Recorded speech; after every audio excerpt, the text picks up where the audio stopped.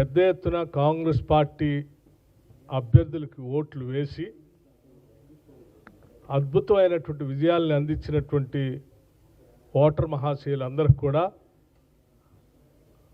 రాష్ట్ర కాంగ్రెస్ కమిటీ తరఫు నుంచి అలాగే రాష్ట్ర ప్రభుత్వం తరఫు నుంచి కూడా ప్రత్యేకమైనటువంటి ధన్యవాదాలు కృతజ్ఞతలు తెలియజెప్పడం కోసమే ఈ సమావేశాన్ని ఏర్పాటు చేయడం జరిగింది. రాష్ట్ర ప్రజలు ఎప్పుడు కూడా అభివృద్ధికి సంక్షేమానికి విశ్వసనీయతకి పెద్దపీట వేస్తారనేది అనేక సందర్భాల్లో ఇది గమనిస్తూ వచ్చాం. ఈరోజు కూడా తిరిగి ఈ రాష్ట్రంలో ఉన్నటువంటి ప్రతిపక్ష పార్టీలు బీఆర్ఎస్ కానీ లేకపోతే భారతీయ జనతా పార్టీ కానీ గాలి కబుర్లు కట్టుకథలు అట్లాగే ఉన్నది లేనట్టు లేనిది ఉన్నట్టు అనేక రకాలైనటువంటి ప్రచారాల్ని రాష్ట్ర ప్రభుత్వం పైన పార్టీ పైన ప్రచారం చేశారు. ప్రజలు గమనించారు.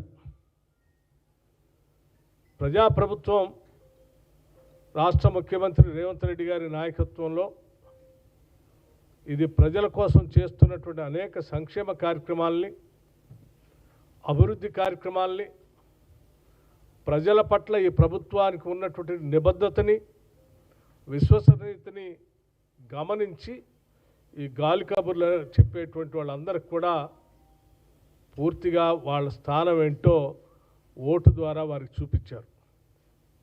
అందుకోసమే మా ప్రభుత్వానికి ఇంకా ప్రత్యేకమైనటువంటి శ్రద్ధ బాధ్యత వారు మాకు ఒప్పచెప్పినటువంటి విజయంతో పెరిగిందని మేము భావిస్తూ భవిష్యత్తులో కూడా వారు ఈ ప్రభుత్వం పైన ఉంచినటువంటి నమ్మకాన్ని అట్లాగే ఈ ప్రభుత్వం పైన వారు పెట్టుకున్నటువంటి అనేక అభివృద్ధి కార్యక్రమాల కోసం ఆలోచన చేస్తున్నటువంటి విధానాన్ని వమ్ము చేయకుండా అత్యున్నతమైనటువంటి ప్రమాణాలతో పరిపాలన అందిస్తాం. ఈరోజు జరిగినటువంటి 116 మున్సిపాలిటీల్లో అట్లాగే 7 కార్పొరేషన్ ఎన్నికలకు సంబంధించి దాదాపు మాకు అంది వస్తున్నటువంటి సమాచారం మేరకు ఇప్పటి వరకు స్పష్టంగా 83 మున్సిపాలిటీస్లో కాంగ్రెస్ పార్టీ స్పష్టమైనటువంటి ఆధిక్యతతో ముందుకు పోతూ ఉంది. మిగిలి ఉన్నటువంటి మిగతా స్థానాల్లో కూడా చాలా చోట్ల ఇండిపెండెంట్ అభ్యర్థులు, కొన్ని చోట్ల ఫార్వర్డ్ బ్లాక్ అభ్యర్థులు, సరే కొన్ని చోట్ల మిగతా ప్రతిపక్షాలకు సంబంధించిన చిన్న చిన్న అక్కడక్కడ చెదురుమదురుగా బీఆర్ఎస్ పార్టీకి బీజేపీకి అక్కడక్కడ కొన్ని ఉన్నాయి. ఇవన్నీ కూడా చాలా వరకు ఇప్పటికే ఇండిపెండెంట్గా గెలిచినటువంటి వాళ్ళంతా కూడా చాలా సందర్భాల్లో ఇప్పటికే కాంగ్రెస్ పార్టీ నాయకత్వం దృష్టికి వస్తూ వారంతా కూడా ఈ ప్రభుత్వం చేస్తున్నటువంటి అభివృద్ధి కార్యక్రమాలు ప్రజాహిత కార్యక్రమాలు ఇంకా కొనసాగించడానికి మేము కూడా కాంగ్రెస్ పార్టీ అభ్యర్థులు గెలిచినట్టుగానే మేము కూడా ఈ ప్రభుత్వానికి మద్దతు ఇస్తూ చేయూతనివ్వాలనేటువంటి ఆలోచనతో ఉన్నామని చెప్పి వారందరూ కూడా ఆయా ప్రాంతాల్లో ఉన్నటువంటి నాయకత్వంతో చేతులు కలుపు ముందుకు వస్తూ ఉన్నారు. అంటే ఇవన్నీ పూర్తయ్యే నాటికి సంపూర్ణంగా వచ్చేటువంటి సమాచారంతో మాకు వస్తున్నటువంటి సమాచారం మేరకు దాదాపు 90 నుంచి 94 స్థానాల్లో కాంగ్రెస్ పార్టీ పెద్ద ఎత్తున ఈ మున్సిపాలిటీస్లో బోర్డు ఏర్పాటు చేయబోతా ఉంది. ఇంత పెద్ద భారీ మెజారిటీ బహుశా నాకు తెలిసి కొన్ని ఈ 2 దశాబ్దాల్లో ఇంత భారీ మెజారిటీ కాంగ్రెస్ పార్టీకి రావటం నిజంగా చాలా సంతోషకరమైనటువంటి వార్తగా మేము భావిస్తూ ఉన్నాం. అట్లాగే కార్పొరేషన్ సంబంధించి కూడా జరిగినటువంటి 7 కార్పొరేషన్స్ ఎన్నికల్లో దాదాపు 5 కార్పొరేషన్స్లో సంపూర్ణంగా కాంగ్రెస్ పార్టీ సంపూర్ణమైన మెజారిటీతో కార్పొరేషన్స్ని ఈరోజు మేయర్తో సహా మిగతాయి పూర్తి స్థాయిలో కాంగ్రెస్ పార్టీ కైవసం చేసుకుంది.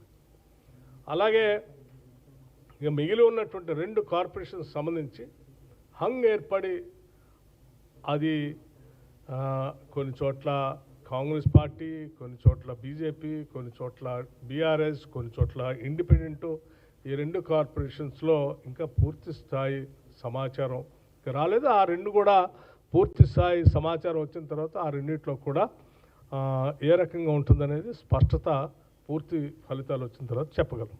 కానీ ఇప్పటివరకు అంది వచ్చినటువంటి 7కి 5 కాంగ్రెస్ అజేయంగా నిలబడటం అనేది చాలా గొప్ప విషయంగా భావిస్తూ ఉన్నాం.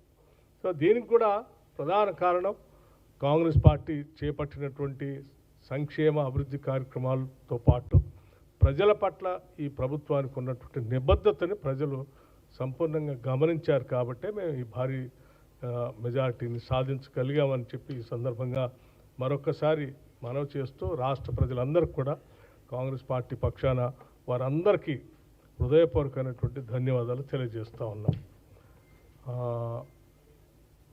ఇప్పటికైనా ప్రతిపక్షాలు వారు చేస్తున్నటువంటి తప్పుడు ప్రచారాలని మానుకొని కావాలని రాజకీయాల్లో కేవలం వార్తా ఆరు ప్రసార మాధ్యమాల్లో కనపడటం కోసమే ఊహల్లో ఉంటూ ఊహించుకొని కట్టుకథలు అల్లి ప్రెస్ మీట్స్ పెట్టడం లేకపోతే పబ్లిక్ మీటింగ్స్లో మాట్లాడటం చేయటం వలన ప్రజలు ఎవరు కూడా దాన్ని విశ్వసనీయంగా గుర్తించరనేది చాలా స్పష్టంగా అర్థమైంది.